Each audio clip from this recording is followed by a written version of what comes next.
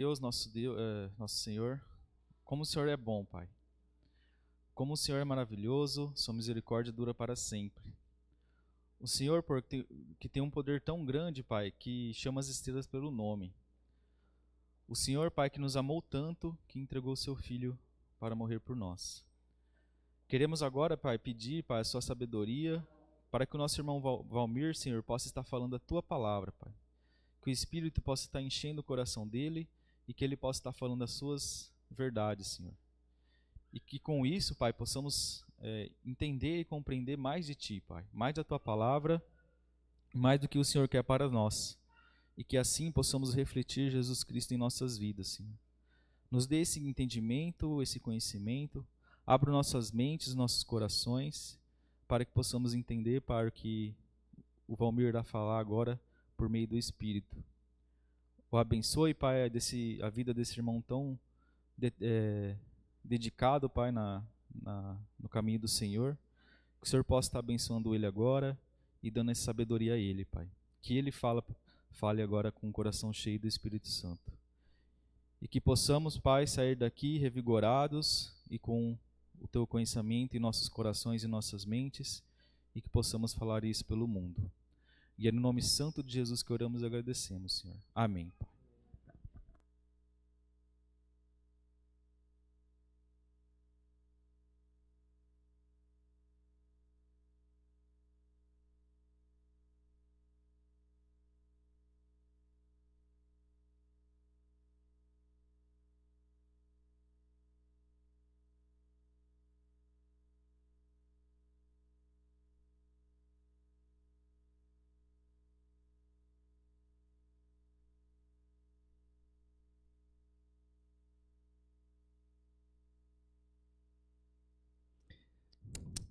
Bom dia, amada igreja. Bom dia. Vamos abrir a palavra de Deus no livro de Filipenses, capítulo 3. Nós vamos ler o versículo 19.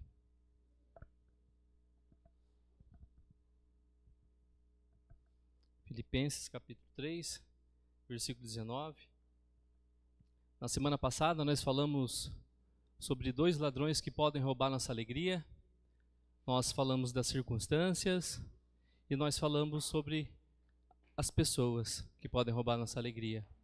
E hoje nós vamos falar de mais 2 ladrões que podem roubar nossa alegria também. Porque cada capítulo dessa carta trata de um ladrão. Vamos ler então o versículo 19.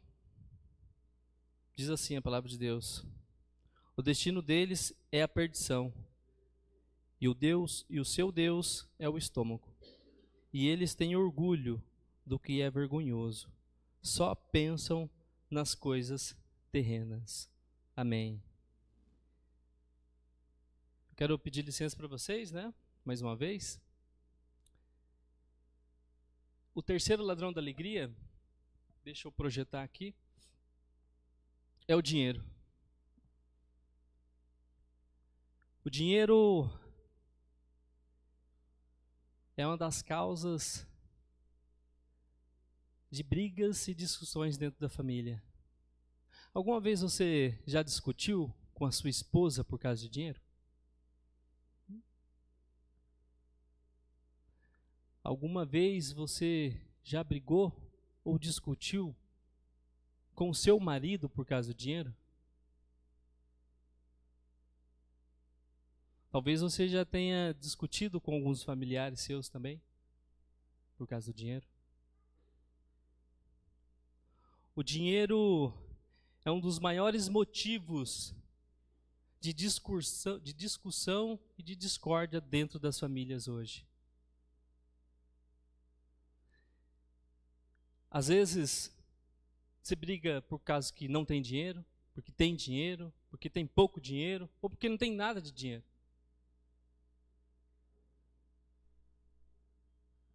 As pessoas discutem por causa de dinheiro. O grande problema é que algumas pessoas só se preocupam com as coisas materiais, com as coisas terrenas. Elas levantam cedo, vão dormir de madrugada, comem muito pouco, porque só se preocupam com as coisas terrenas. Elas se casam e se descasam por causa do dinheiro. As pessoas compram, vendem, corrompem-se, são corrompidas por causa do dinheiro. Há pessoas que mandam matar por causa do dinheiro. O dinheiro é muito mais do que uma moeda. O dinheiro é um espírito. Dinheiro é mamon. As pessoas também vendem a sua alma por causa do dinheiro.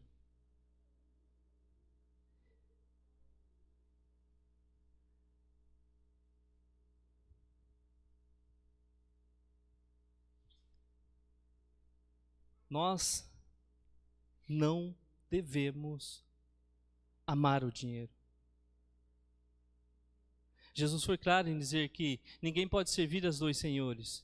Jesus não chamou o diabo de senhor, Jesus não chamou César de senhor, Jesus não chamou o mundo de senhor, mas Jesus chamou o dinheiro de senhor.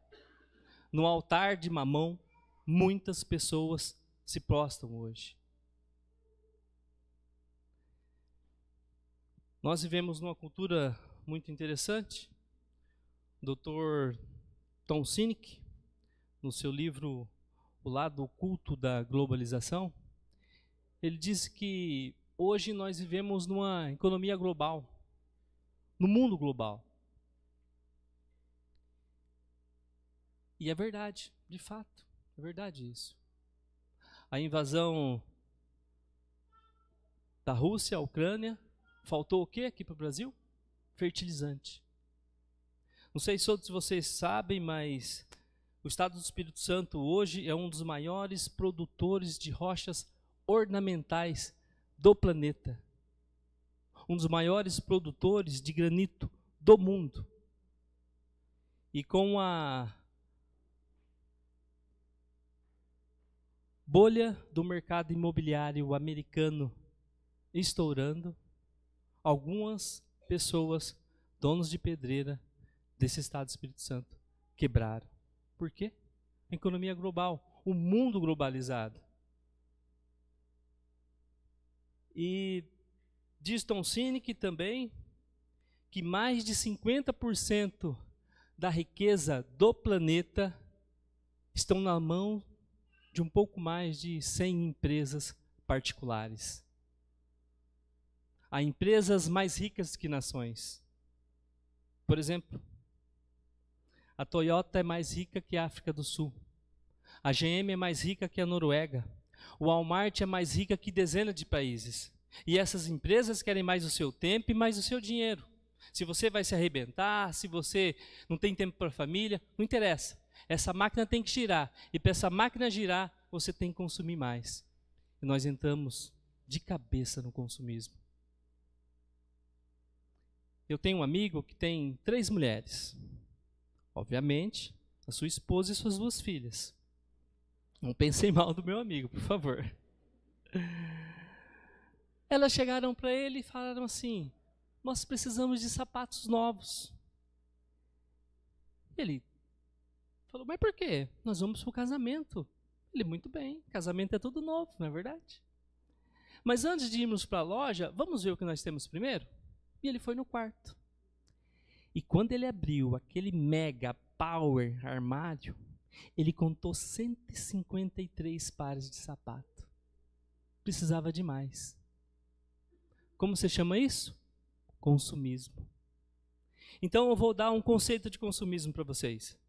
Consumismo é quando você compra uma coisa que você não precisa, às vezes com dinheiro que você não tem, para impressionar pessoas que você não conhece. O grande problema é que algumas pessoas só se preocupam com as coisas terrenas. John Rockefeller foi o primeiro bilionário do mundo, e ele disse que o homem mais pobre que ele conheceu era o homem que só tinha dinheiro. De fato, né? Só tem dinheiro, é paupérrimo, né? Por isso, quando o Dr. John Rockefeller morreu, um curioso foi ao cemitério para perguntar para o contador dele sobre a riqueza dele. E o curioso, muito jeitosamente, discreto, chegou perto do contador e disse: e aí, cara, me conta, quanto o Dr. John Rockefeller deixou? O contador olhou para ele surpreso e disse: você não sabe? Não, me conta. Cara, ele deixou tudo. Ele levou 1 centavo. Não tem gaveta em caixão. Não tem caminhão de mudança e enterro. Por isso, o apóstolo Paulo, quando tratou dessa matéria, disse o seguinte: você não trouxe nada e você não vai levar nada. Por isso, estejamos contentes. Porque o amor ao dinheiro é a raiz de todos os males. Mas a piedade com contentamento é grande fonte de lucro.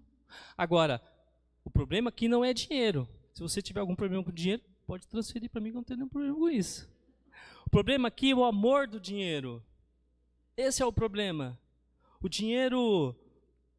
O problema aqui, irmãos, não é você ter dinheiro no banco. É entronizar o dinheiro no coração. O problema não é você ter riqueza. O problema é a riqueza ter você.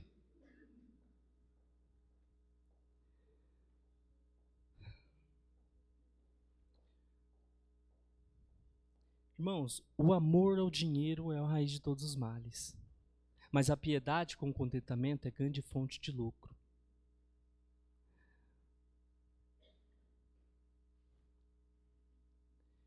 Quando você coloca o seu coração no dinheiro, você nunca é feliz. A Bíblia diz que aquele que ama o dinheiro, dele nunca vai se satisfazer. Você pode pegar o cara mais rico do mundo, ele quer mais. Ele sempre quer mais. Porque o dinheiro, ele tem na sua essência, no seu DNA, insatisfação. Quanto mais você tem, mais você quer ter. Por isso eu posso garantir uma coisa. Jesus disse: você quer ser feliz? Ajunte tesouros lá em cima, onde a traça, nem a ferrugem, nem os ladrões podem roubar de você. Porque você quer ser feliz? Não ame o dinheiro. Só Jesus, irmãos, pode satisfazer o nosso coração. Só Jesus pode preencher o vazio na nossa alma. Só Jesus pode dar sentido a você. Só Ele tem vida e vida em abundância. Mas vamos para o quarto ladrão da alegria. E último. Capítulo 4. Versículos 6 e 7. Capítulo 4, versículo 6 e 7. Não andei ansiosos por coisa alguma, mas em tudo, pela oração e súplicas. E com ação de graças, apresentem os seus pedidos a Deus. E a paz de Deus, que excede todo o entendimento, guardará o seu coração e a sua mente. E vocês... o coração e a mente de vocês em Cristo Jesus. Amém. Amém. Por acaso você conhece alguma pessoa ansiosa? Você conhece alguma pessoa ansiosa? Você já viu alguma pessoa ansiosa hoje? Já viu? Tem certeza? Vocês já se olharam no espelho? Ansiedade, irmãos. Você é aquele tipo de pessoa que fica roendo as unhas? Que o problema está lá na China e você está pensando que está batendo na porta da sua casa? Você é esse tipo de gente? A ansiedade é o mal desse século. Atingem todas faixas etárias, todos estratos sociais, todos credos religiosos. Pasmem vocês, até as crianças estão ansiosas hoje. Né? Hollywood fez uma pesquisa para entender por que as crianças estão ansiosas hoje. Eles descobriram que as pessoas estão ansiosas hoje porque elas gostam de jogos e filmes de ação. Eu gosto muito de assistir filme com a minha filha, a Júlia. E se vocês assistirem tudo que tem na TV hoje de programa infantil, eu posso garantir para vocês que quando vocês forem dormir à noite, vocês não vão conseguir dormir de luz apagada. Não vão.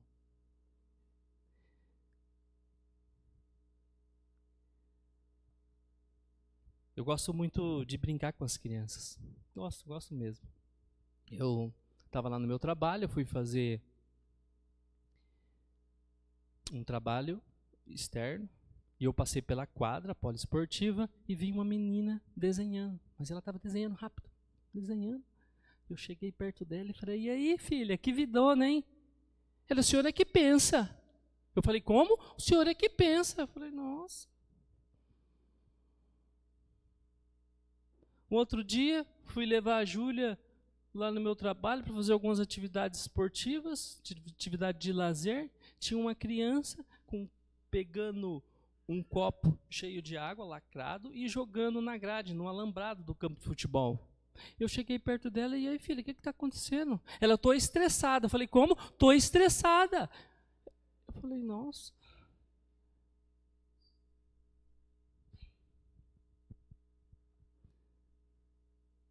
Irmãos, ansiedade é prejudicial, muito prejudicial. Muitas pessoas estão ansiosas hoje. E Jesus disse que a ansiedade é inútil. Por mais que você esteja ansioso hoje, você não pode acrescentar 45 centímetros, um côvado, ao curso da sua vida. Você não melhora também o seu performance ficando ansioso hoje por um problema que futuramente irá acontecer. E se você ficar ansioso hoje, você não vai ter forças para enfrentar o problema no futuro, porque você já se estressou. Já sofreu 2 vezes. Estatisticamente, os assuntos que nos deixam ansiosos hoje nunca vão acontecer. E se acontecer, você não vai ter força para enfrentá-los lá na frente. Então, irmãos, nós não precisamos sofrer por causa desse ladrão da alegria, da ansiedade. A ansiedade é prejudicial. Eu trabalhava numa ONG, um estágio numa ONG, e eu estava dentro de uma sala, olhando uma intérprete de Libras, traduzindo uma conversa, um atendimento, e eu escuto um choro lá no fundo. Sabe quando você está dormindo e você escuta seu filho acordando? Aquele chorinho lá no fundo. Eu escutei essa pessoa chorando. E aí eu pedi licença, saí da sala e olho no corredor lá na frente, tem um bebedor, e eu vejo que esse homem está chorando. E eu apresso meus passos, chego perto dele e falo para ele assim, e aí, o que aconteceu? O que está acontecendo? Por que você está chorando? Ele falou assim para mim, eu estou com medo da minha mãe morrer. Eu falei, mas o que aconteceu? Sua mãe está doente, está internada, sofreu algum acidente? Ele falou, não, eu estou com medo da minha mãe morrer um dia. Eu falei, larga a mão, rapaz, deixa sua mãe viver. Isso faz 16 anos, irmãos. Um caso pior que esse, eu estava lá no meu trabalho, subi nas escadas, e tem um ambulatório do lado da minha sala. Na hora que eu entro, na hora que eu subo as escadas, uma mãe com uma criança, uns 6 meses mais ou menos, no colo, chorando. Mas não era a criança que estava chorando, não, era a mãe que estava chorando. Eu chego para ela, sento do lado da cadeira, falo, o que aconteceu, mãe? Por que você está chorando? Ela falou assim, eu estou com medo da minha filha crescer e não casar. Eu falei, larga a mão, mãe. Deixa a menina crescer, ela nem cresceu ainda. Ansiedade. Ansiedade. Mas como nós podemos resolver a ansiedade, irmãos? Como nós podemos? Como? Paulo diz, não andeis ansiosos de coisa alguma, de nada. Não precisa ficar ansioso por nada, irmãos. Mas qual o remédio que Paulo nos dá aqui para a ansiedade? Vamos identificar. Não andeis ansiosos por coisa alguma, mas em tudo, pela oração, súplica e com ações de graças. Então, Paulo aqui vai nos dar 2 remédios para a ansiedade. O primeiro remédio é a oração. Então, eu vou fazer aqui uma oração de adoração a Deus. Eu chego diante de Deus e digo: meu Deus, o Senhor é um Deus poderoso, um Deus maravilhoso, um Pai que cuida da minha vida. O Senhor é tremendo, fiel, poderoso, Pai da eternidade, príncipe da paz. O Senhor, Pai, é o Rei da minha vida. Transforma, Senhor, a minha vida, porque o Senhor é grandioso e poderoso e pode fazer tudo, porque o Senhor é o Rei dos Reis. E é no nome de Jesus que eu oro. Amém. Eu termino essa oração e falo assim: ô Senhor, mas eu estou tão ansioso. Não combina, não é? Não tem como eu retirar a oração, eu tenho que retirar a ansiedade. Não tem como. Eu não posso fazer essa oração e falar para Deus que eu estou ansioso. Irmãos, não tem nada mais importante na vida cristã que saber quem é o nosso Deus, quão poderoso Ele é, quão digno de honra Ele é. A Bíblia diz que o povo que conhece a Deus é um povo forte. Por isso o profeta diz: conheçamos e prossigamos em conhecer o Senhor. Quem é o seu Deus? Quão poderoso Ele é? Quão digno de honra Ele é? Quando o profeta diz, quando o profeta Isaías fala sobre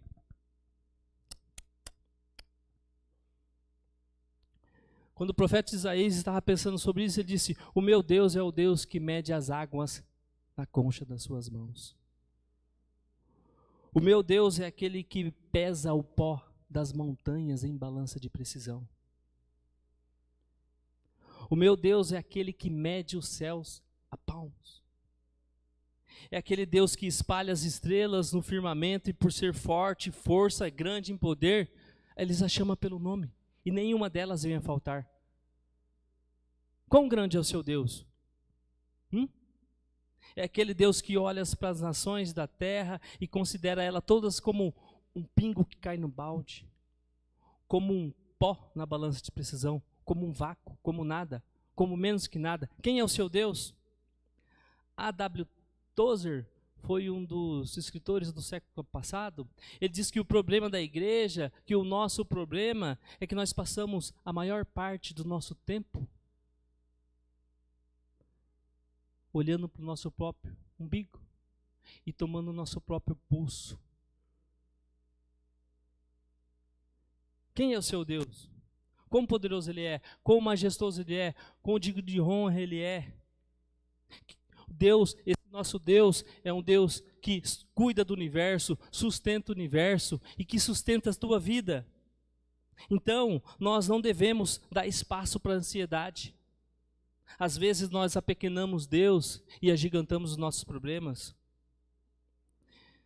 Um outro ponto importante aqui também, irmãos, é a súplica.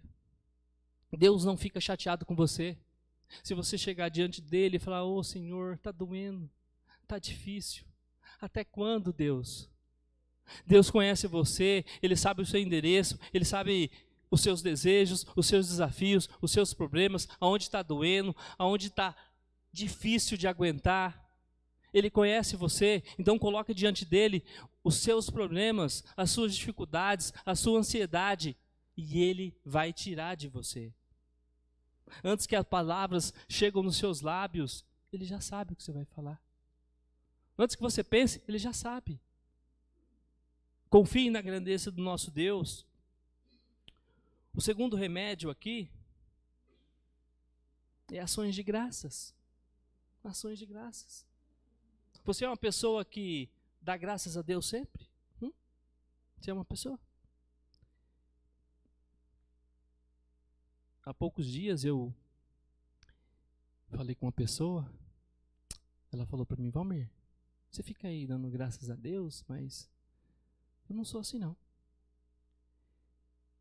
Eu quase morri de dengue. Eu estou desempregado. Eu estou afundado em dívidas. Acabei de enterrar um parente. Eu estou com problema de saúde, tenho que fazer cirurgia. Como dar graças? Como?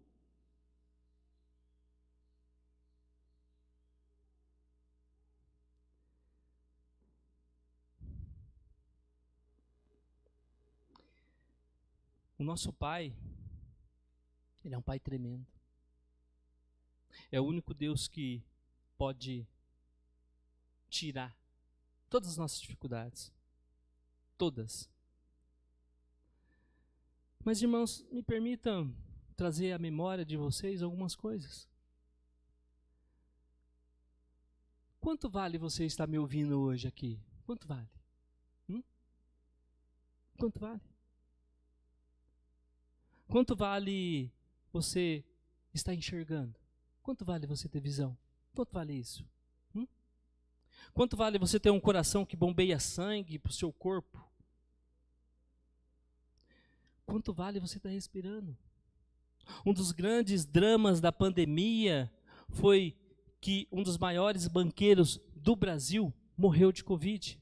E a sua filha disse: o meu pai, sendo dono de um grande império econômico, morreu por aquilo que era de graça.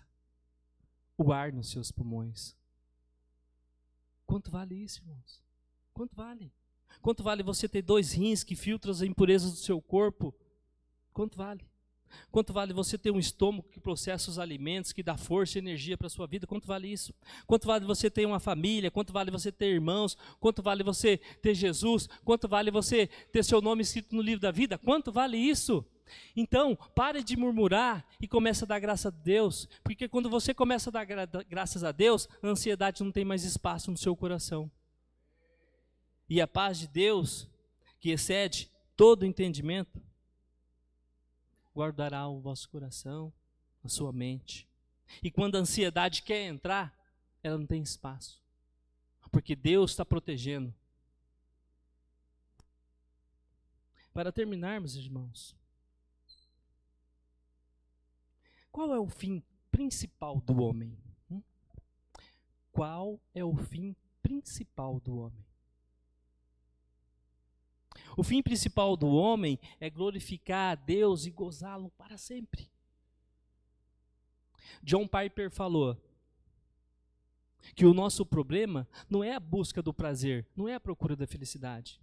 O problema do homem é contentar-se com a felicidade pequena demais, terrena demais, limitada demais. Para quando Deus o criou e o salvou, para melhor de todas as felicidades, a felicidade de amar a Deus, a felicidade de entrar na plenitude de Deus, porque Deus é um Deus de alegria. Então, irmãos, eu quero dizer nessa manhã para vocês, que Deus quer que vocês sejam muito felizes, abundantemente felizes, maiusculamente felizes, eternamente felizes. Alegrai-vos sempre no Senhor, outra vez digo, alegrai-vos. Amém.